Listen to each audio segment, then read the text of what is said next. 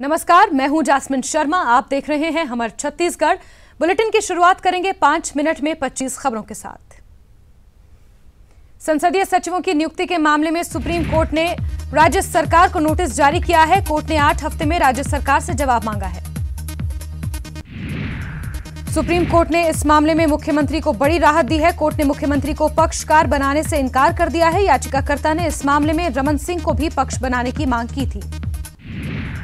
रायपुर में आज से सभी जिला पंचायत सीईओ की 2 दिवसीय बैठक होने वाली है। बैठक में मुख्य सचिव और एसीएस भी शामिल होंगे। बैठक में मनरेगा और पीएम आवास योजना सहित कई सरकारी योजनाओं पर खास चर्चा होगी। पीएल पुनिया समेत प्रदेश कांग्रेस के नेता आज राजनांदगांव में आयोजित कांग्रेस के संकल्प शिविर में शिरकत करेंगे। रविवार को दुर्ग के संकल्प शिविर में पुनिया ने बीजेपी की विकास यात्रा पर हमला बोला था। मंत्री राजेश मुणत ने बिलासपुर में बीजेपी कार्यकर्ताओं के साथ विकास यात्रा को लेकर बैठक की। मुणत ने दावा किया कि चुनाव के बाद सूबे में फिर से बीजेपी की सरकार बनेगी। कोरबा में पत्थल गढ़ी तोड़े जाने का विरोध शुरू हो गया है। शंभू सेना जशपुर में पत्थल गढ़ी तोड़े जाने का विरोध कर रही है। पुलिस ने इस मामले में कुछ युवकों को हिरासत में भी लिया है।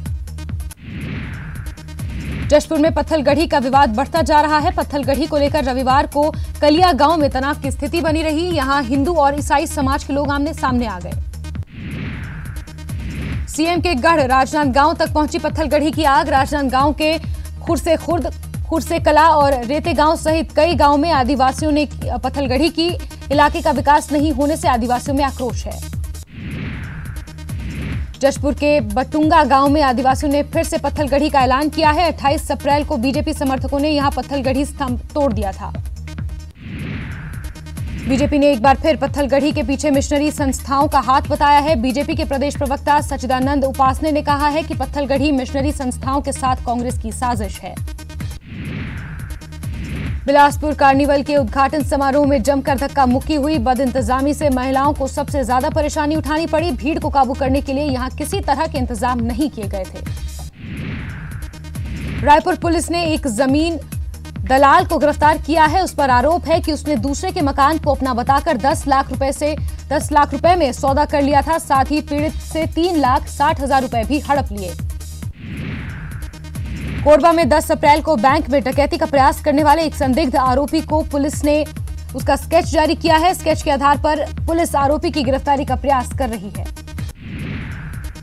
रायपुर में आईपीएल मैच पर सट्टा लगा रहे 4 आरोपियों को पुलिस ने गिरफ्तार किया है। सटोरियों के पास से पुलिस ने 1,48,000 रुपए नगद और लाखों की सट्टा पट्टी बरामद की है। बलौदाबाजार के डमरू गांव में घुसे तेंदुए को आज फिर से पकड़ने की कोशिश की जाएगी। रविवार को तेंदुए के हमले में वन विभाग के डॉक्टर घायल हो गए थे। बलरामपुर के डूमर खोली गांव में एक भालू ने बुजुर्ग पर हमला कर दिया। हमले में बुजुर्ग गंभीर रूप से घायल हो गए, जिन्हें कुसमी अस्पताल में भर्ती किया गया। छत्तीसगढ़ में नक्सली अत्याधुनिक विदेशी हथियारों का इस्तेमाल कर रहे हैं। 3 मई को सुकमा में मुठभेड़ के बाद जो हथियार बरामद हुए थे उनमें से एक जर्मन मेड G3 राइफल है।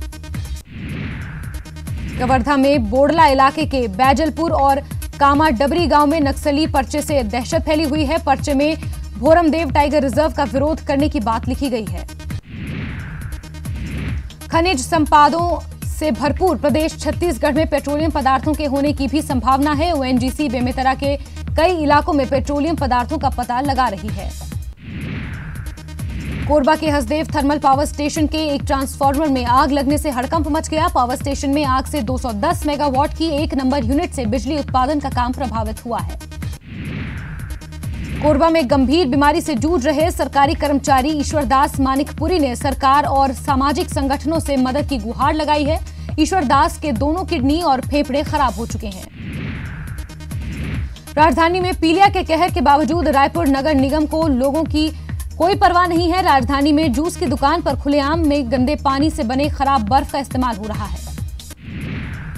कवर्धा के वनांचल ग्राम बाझीआमा में बैगा जनजाति की एक महिला की सांप काटने से मौत हो गई। बताया जा रहा है कि महिला घर में सो रही थी, उसी वक्त सांप ने उसे काट लिया।